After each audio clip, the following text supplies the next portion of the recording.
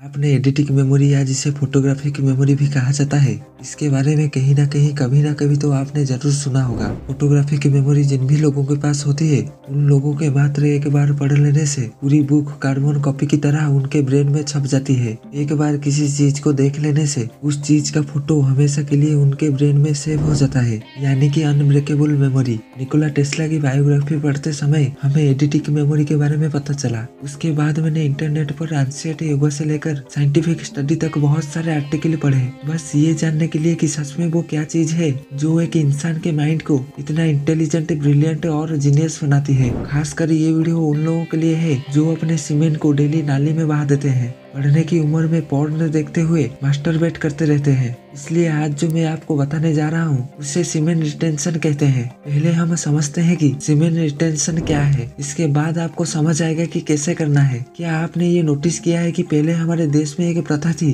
गुरुकुल प्रथा, जिसमें कि बच्चे जैसे ही 13 साल के होते थे उसे पढ़ने के लिए गुरुकुल भेज दिया जाता था और जब तक वो 25 साल का होता था तब तक वो वहीं पर रहता था। इसके पीछे का साइंटिफिक रीजन पता है क्या है? 13 साल का होते ही हमारा बॉडी सीमेंट बनाना शुरू कर देता है और जब तक हम 25 साल के होते हैं तब तक हमारा प्री फ्रंटल कॉर्टेक्स यानी कि हमारे दिमाग का वो हिस्सा जो हमें इंटेलिजेंट और जीनियस बनाता है वो डेवलप होता है। इसलिए गुरुकुल में 25 तक ब्रह्मचर्य का पालन करना अनिवार्य होता था। अब आपको सीमेंट रिटेंशन और ब्रेन डेवलपमेंट के बीच लिंक समझ आ रही होगी। इससे पहले कि मैं आपको ये बताऊं हाउ डज इट वर्क, उससे पहले ये जानते हैं कि दुनिया भर के जीनियस इसके बारे में क्या कहते हैं। स्वामी विवेकानंद से शुरू करते हैं। स्वामी बोलते हैं कि हमारे दिमाग में केवल एक सेक्स के विचार आने से, यानी कि केवल एक सेक्स की थॉट्स ब्रेन में आने से लोगों का 8 दिनों का बना हुआ ओजस यानी कि इंटेलिजेंस नष्ट हो जाती है और केवल एक बार सेक्सुअल एक्टिविटी में इन्वॉल्व होने से 45 दिनों का बना हुआ ओजस नष्ट हो जाती है। स्वामी विवेकानंद जी कहते हैं कि शरीर में इदा, पिंगला और सुषुम्ना ये 3 पोटेंशियल चैनल्स होते हैं जिनके माध्यम से एनर्जी हमारे शरीर में फ्लो करती है। एक ऑर्डिनरी इंसान में केवल इदा और पिंगला ही एक्टिवेट होते हैं, लेकिन ब्रह्मचर्य और इंटेंस मेडिटेट करने से सुषुम्ना भी एक्टिवेट हो जाती है और सुषुम्ना नाड़ी से एनर्जी हर एक चक्र को खोलती हुई ऊपर की तरफ बढ़ना शुरू कर देती है। और लगभग 12 साल के ब्रह्मचर्य के बाद शरीर में मेधा नाड़ी या जिसे नर्व ऑफ मेमोरी भी कहा जाता है, मेधा नाड़ी के एक्टिवेट होने के बाद उसका दिमाग इतना शार्प और इंटेलिजेंट हो जाता है कि दुनिया में ऐसी कोई भी चीज, ऐसा कोई भी गोल नहीं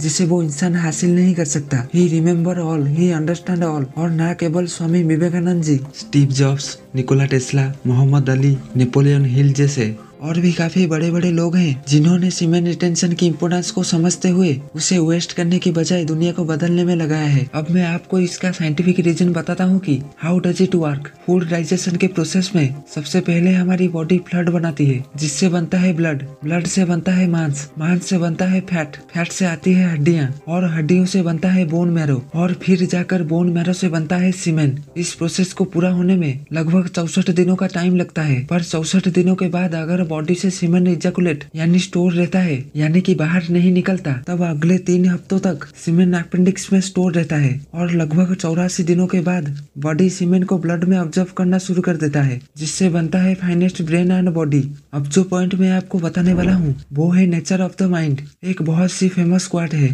the difference between the ordinary person and great person lies in the degree of concentration. So concentration के आधार पर 3 तरह के माइंड होते हैं। First monkey mind, second concentrated mind, third blessed mind.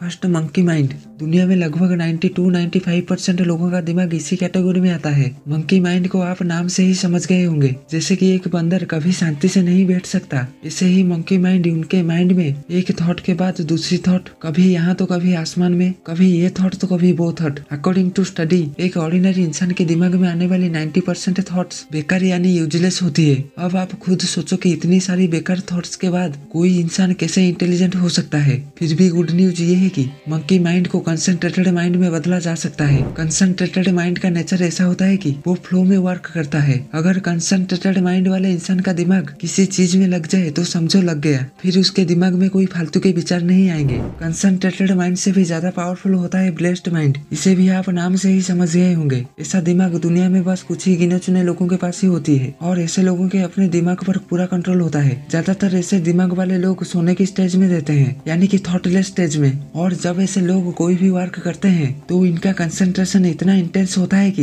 ये एक बार उस वर्क को करने के बाद फिर दोबारा उन्हें उस काम को करने की जरूरत नहीं पड़ती है। यम, नियम, आसन, प्राणायाम, प्रत्याहार, धारण, ध्यान और समाधि, कोई भी इंसान इन क्रियाओं को पूरे डिसिप्लिन के साथ फॉलो कर ले तो वो इंसान ब्लेस्ड माइंड के स्टेज में पहुंच सकता है और इजीली सीमेंट रिटेंशन कर सकता है। दोस्तों, अगर आपको ये वीडियो पसंद आया है और आपको इस वीडियो से कुछ सीखने को मिला है तो फिर जल्दी से जल्दी आप हमारे चैनल को सब्सक्राइब कीजिए ताकि हम आपके लिए ऐसे ही वीडियोज बनाते रहें। तो चलिए फिर मिलते हैं अगले वीडियो में।